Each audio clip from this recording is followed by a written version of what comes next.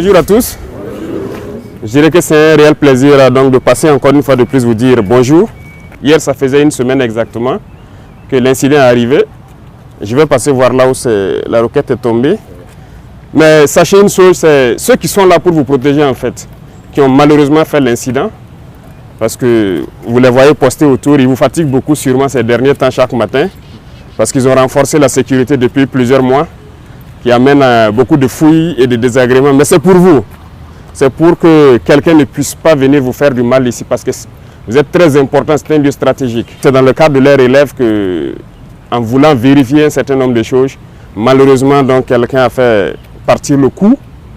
Et ceux-là qui étaient à côté là-bas et celui qui a actionné ont été blessés aussi. Donc ils ont été transportés à Yalgado ce jour-là. Dieu merci, ils ont quitté Yalgado.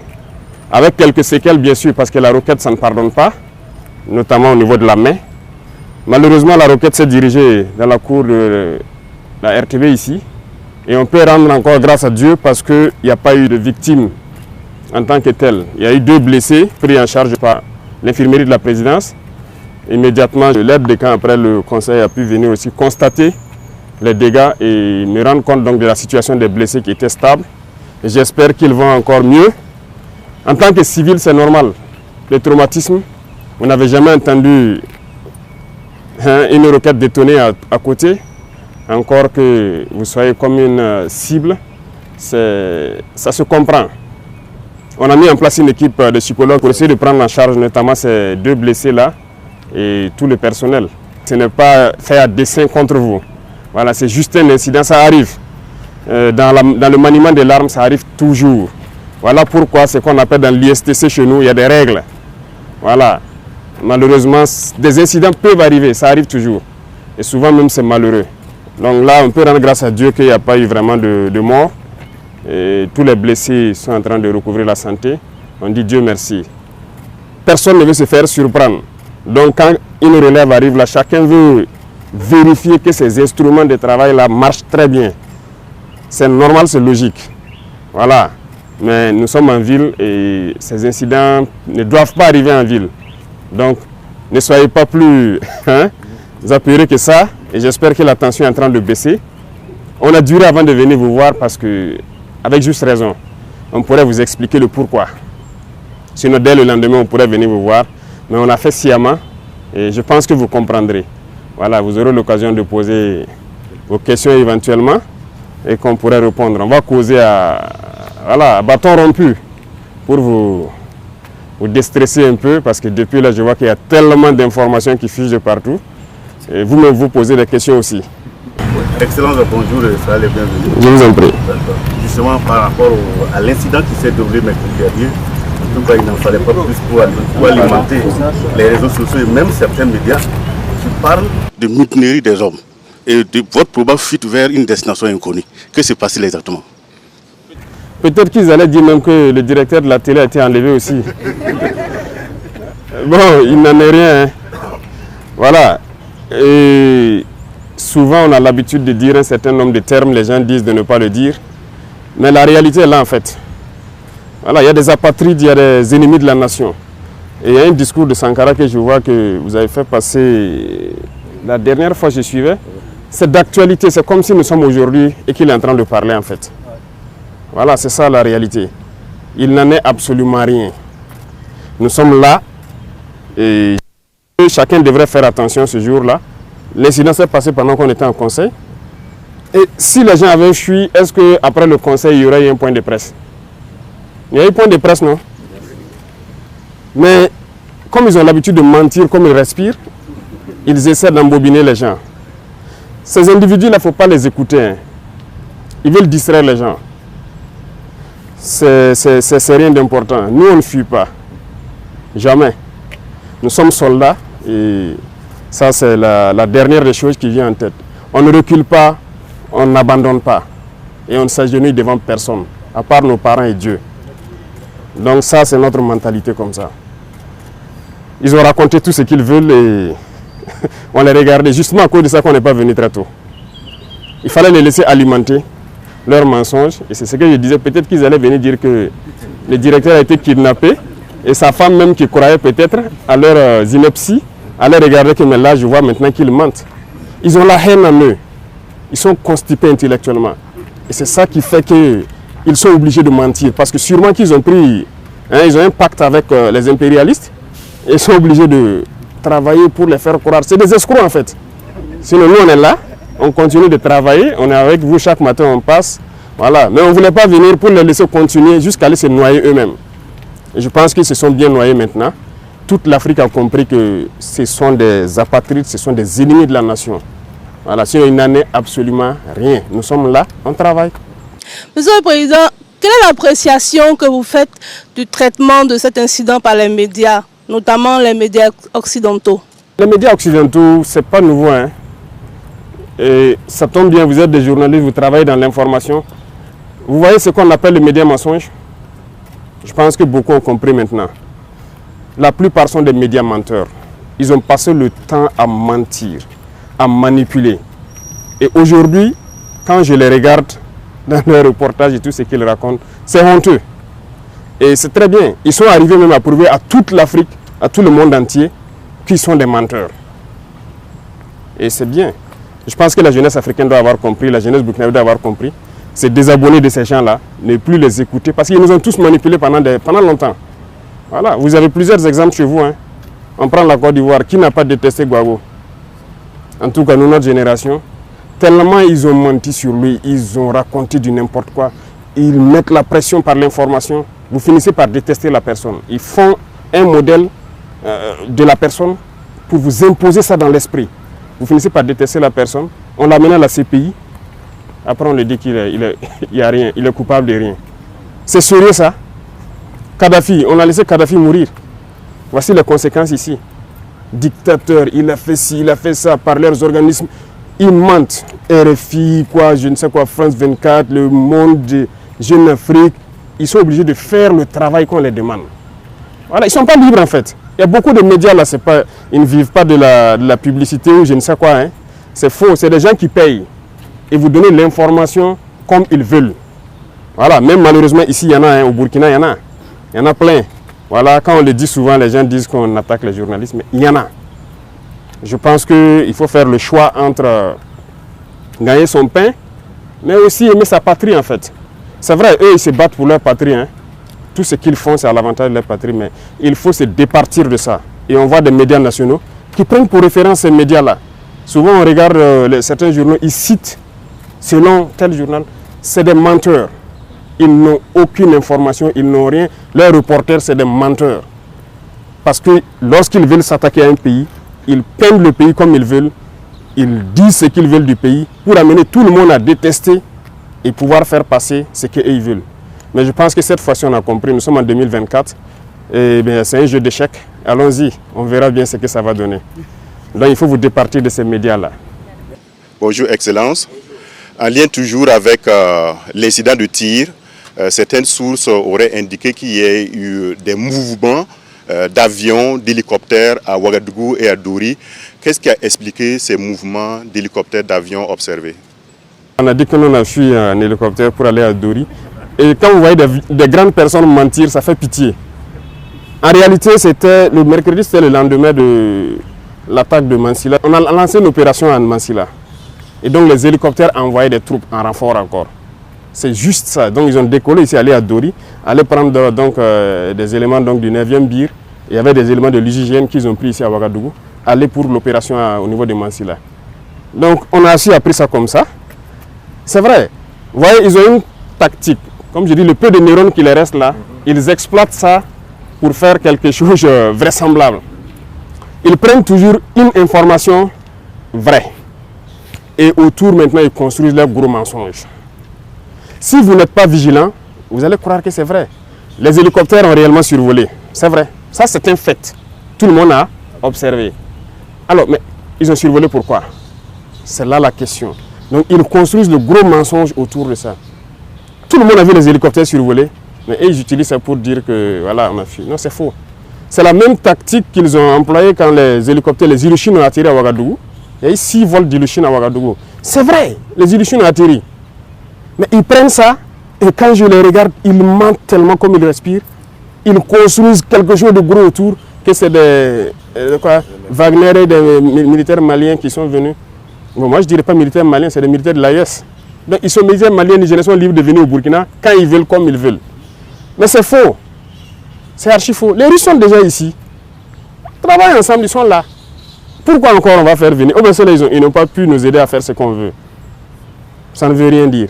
Secondo, je peux vous rassurer, ces avions par exemple qui ont atterri, les hélicos je vous ai expliqué, les avions c'est du matériel des Nations Unies.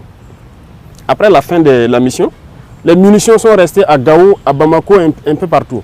C'est le bateau Tombouctou qui avait commencé à prendre nos munitions d'ailleurs pour évacuer vers Bamako. Ils ont détruit ce bateau-là, donc on a trouvé d'autres moyens d'envoyer ça là-bas. Et là, c'est des munitions qu'on a ramassées venir, et il y a des munitions même d'autres pays qu'on va détruire ici. Donc il y a une structure des Nations Unies qui est la UNMAS, qui est au courant de l'opération, qui doit même superviser cette opération ces 2 jours-là. C'est des munitions donc, de la mission qu'on a ramassées. À Gao, on avait une FPU, et à Tombouctou, on avait nos hommes, les munitions étaient à Bamako. C'est tout.